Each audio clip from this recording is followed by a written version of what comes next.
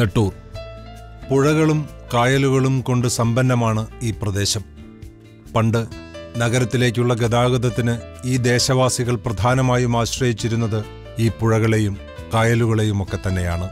Nettoor shop കടവ്, അമ്പലക്കടവ്, കേട്ടെഴുത്തും കടവ്, കോന്തുരുത്തി തുടങ്ങിയ കടവുകളിൽ വെച്ച് ജനങ്ങൾ സന്തോഷവും സങ്കടങ്ങളും പങ്കിട്ടിരുന്നു.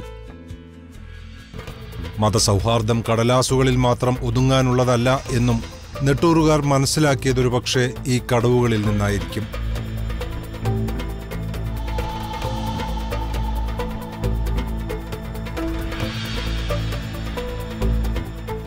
അതുകൊണ്ട് നെട്ടൂർ മഖാം ചന്ദനക്കുട മഹോത്സവം, ശ്രീ മഹാദേവ ക്ഷേത്ര ഉത്സവം, പാട്ടുപുരയ്ക്കൽ ദേവീക്ഷേത്ര ഉത്സവം, വിമലഹൃദയ പള്ളിപ്പെരുന്നാൾ, വിശുദ്ധ കുരിശിന്റെ ദേവാലയത്തിലെ തിരുനാൾ തുടങ്ങിയ എല്ലാ ഉത്സവങ്ങളും അവർ ഒരേ മനസ്സോടെ ആഘോഷിച്ചു.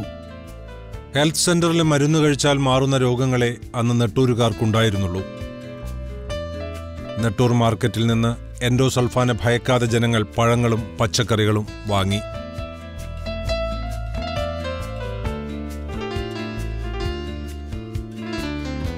SVUP സ്കൂളിൽ നിന്ന് അവർ സ്നേഹവും സാഹോദര്യവും പഠിച്ചു. വികസനം വരുന്നത് പാതയിലൂടെയാണ്. ഇത് മനസ്സിലാക്കിയ നെട്ടൂരുകാർ നെട്ടൂരിനെ നഗരവുമായി ബന്ധിപ്പിക്കുന്ന പാലത്തിനു വേണ്ടി കലക്ടറേറ്റിലേക്ക് മാർച്ച് നടത്തി.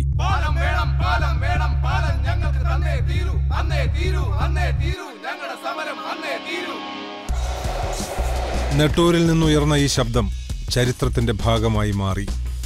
നെട്ടൂരിൽ പാലം വന്നു, വികസനവും. NH-47 തീരദേശ റെയിൽവേയും നെട്ടൂരിനെ നെടുകെ മുറിച്ചുകൊണ്ട് കടന്നുവന്നു. നെട്ടൂർ വളർന്നു, നഗരമായി. ഇംഗ്ലീഷ് മീഡിയം സ്കൂളുകളും ഇന്റർനാഷണൽ വെജിറ്റബിൾ മാർക്കറ്റും നിലവിൽ വന്നു.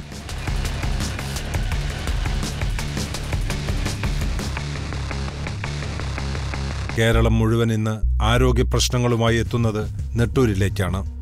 ആതുര ശുശ്രൂഷാ രംഗത്തെ അവസാനത്തെ വാക്കാണ് മലയാളിക്ക് ലേക്ക് ഷോർ ഹോസ്പിറ്റൽ.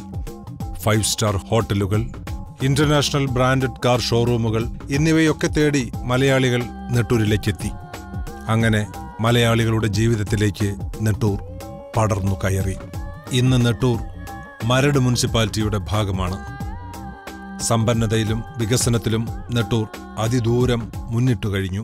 പക്ഷേ വികസനത്തിലേക്ക് പായുമ്പോൾ പിന്നിലായിപ്പോയ നമ്മുടെ സഹോദരങ്ങളെ കൈയൊഴിയാൻ നമുക്ക് അന്നും ഇന്നുമാവില്ല. അവിടെയാണ് നന്മയുടെ പ്രസക്തി.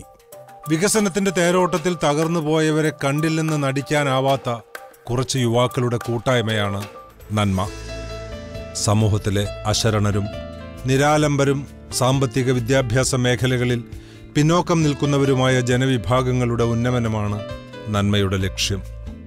അണ്ണാറക്കണ്ണനും തന്നാലായത് എന്ന പോലെ നമുക്കും ചെയ്യാൻ ചിലതെല്ലാം ഉണ്ട് എന്ന് ഈ യുവാക്കൾ ഒരേ ശബ്ദത്തിൽ ഒരേ മനസ്സോടെ പറയുന്നു.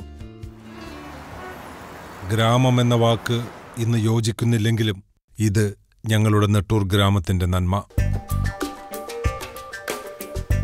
നന്മ, new aim, new mission for all.